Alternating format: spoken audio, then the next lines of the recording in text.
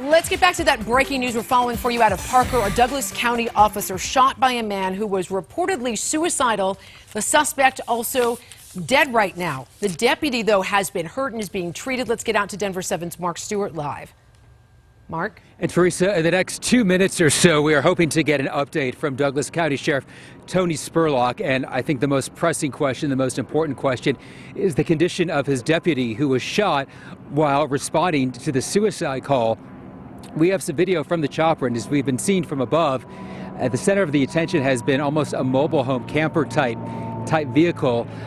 Deputies and we believe Parker police were sent here to assist a man, we believe a man who was described as suicidal, and when they arrived, they were greeted by gunfire, and in that process, a deputy was shot. We are hoping to learn the name of the deputy, their condition, how long they have been with the department, and exactly where that deputy is getting treatment. We are just footsteps away from Parker Adventist Hospital, so it is probably safe to assume that's where the deputy is receiving care. I keep looking off to the side because we are told that this briefing will be taking place in just about a minute or so. So as soon as the sheriff comes, we'll be able to brief you. But what happened here today did cause a lot of confusion and a lot of concern. The area where this took place is near several schools, and as a result, several Douglas County schools were on lockdown for an extended period of time. That has now been lifted. We've also learned in the last few minutes that the shooter in all of this, and it's not clear if it's a man or a woman, we've now learned that the shooter is deceased. It appears possibly shot by law enforcement, but that's another fact we still need to confirm 100%. We've also been getting a lot of reaction from social media. This area is nearby a big gym. There are several drive-through restaurants nearby. So a lot of people heard the shots when they were fired, and they've been reaching out to us.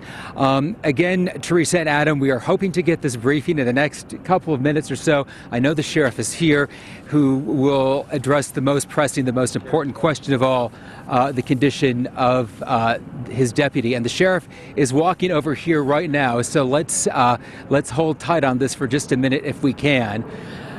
Colorado State Patrol is here, as well as the Parker Police Department. They've been helping out in this investigation, and we'll find out what kind of role they had as well.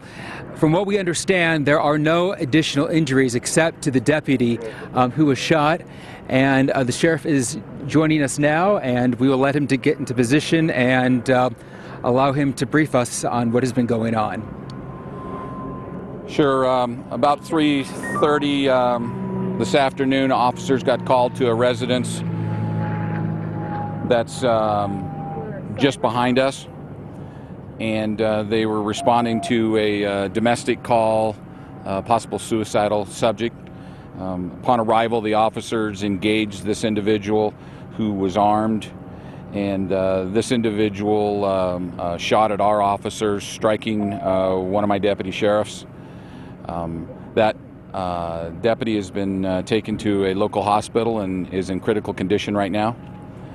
We're not releasing that officer's name. The suspect then fled that location to an area by the hospital and engaged officers there, and he was shot and killed at that location. I want to thank my partners, Colorado State Patrol, the Parker Police Department, who assisted us in this, trying to keep this individual contained and keep him away from the public as much as we could. It's an unfortunate circumstance. Right now, our biggest concern is one of my deputies. We want to make sure that that this deputy comes out of this surgery okay. I know he's in really good hands, and so I asked the community to stop and say a prayer for him, if you would be so kind. He's going to need every bit of that, and we have a lot of work yet to do, but that's pretty much all the information I have available right now. We will do another press briefing probably in about an hour and a half or so. Sergeant Castellano will orchestrate that and make sure that we can get you folks some additional information. I certainly want to respect the privacy of the deputy, but can you tell us how long he has been with the department and what he's dealing with right now? This deputy has been with us for some time. That's all I'm going to say. There are still members of his family that we have not been able to notify. Other than that, we're still scrambling to try to get information to critical members of his family. Did the suspect also shoot at civilians as well, not just officers in the area? That I don't have any information. I know that he engaged officers at 2 different locations.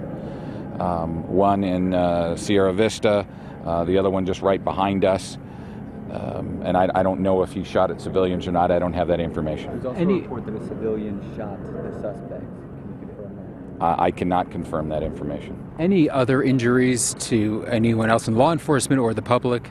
No, no one else was injured other than my deputy, and then the suspect is deceased. And as far as I know, no one else has reported any other injuries. We have no information or anything from any other hospital. So. And was the deputy by himself when the shooting occurred, or was there assistance nearby? No, there was a large number of officers that were trying to contain this individual, and the officer was not by himself at the time of the shooting. We have a question back here. We have a question back there.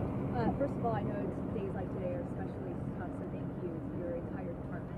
Can you run us through the timeline of this? Who fired the first shot, and how did you guys know this man was clearly having dangerous? Well, the only thing I can tell you right now is that he fired the first shot, and those shots, one of those shots hit one of my officers. At the second shooting, he fired shots at my deputies, and he is deceased at this point. Other than that, the particulars, I don't have the details. I haven't been able to talk to all those officers. We have an investigation going on that's involving this shooting with the assistance of, as I said, the Colorado State Patrol, the Parker Police Department, and the District Attorney's Office. Sir, I apologize for being late. Can you just run over the initial report that you had, please, for us? Sure. Somewhere around 3:30 today, we got a report of a domestic suicidal subject. Officers arrived at that residence and made contact with an individual. That individual engaged into a shootout, if you will, with my officers. One of my officers was shot and hit. That officer is in critical condition at an area hospital. The suspect then fled and engaged officers again, and he is now deceased. There's still an ongoing investigation to get a lot further or more particulars involved at this point. I don't have those. Can you explain what we're seeing down here at this scene? That's the location that the suspect engaged our officers, and that's the location where he is at right now, is where he's deceased. Did he crash that RV there, or was he forced off the road in there? That I don't have that information. I don't know. The type of weapon right now I don't have. Okay. So we'll hear from you about 90 minutes or so is the thought. Yes, Sergeant Castellano will get with you all for another briefing. We hope that we have some good news from the hospital that we'll be able to share with you. And then we'll know more information in regards to the ongoing investigation at these two locations. I can tell you that we have taken the elementary school off of lockdown. The hospital has been taken off of lockdown, as the businesses that are in this area. And we appreciate the assistance of the Parker Police Department and Colorado State Patrol, who has helped us notify these folks and go around and help us get the community back up and running. But we will be here through the night at both of those scenes. How much time passed between the first shooting and the first scene and the second? Not very long, minutes. Yeah. Thank you very much. Okay. Okay, so we are hoping to get an update again in the next 90 minutes. The sheriff expressing as much optimism as he can about his deputy who was shot. The name of the deputy, their age, their rank, not being released, but according to the sheriff, this is someone who has been with the department for quite some time, Adam and Teresa. Mark, thank you so much for giving us that live report as it's happening. That's what we do here on the Now. This is unfolding as we speak. You see behind us a live picture from Air Tracker 7.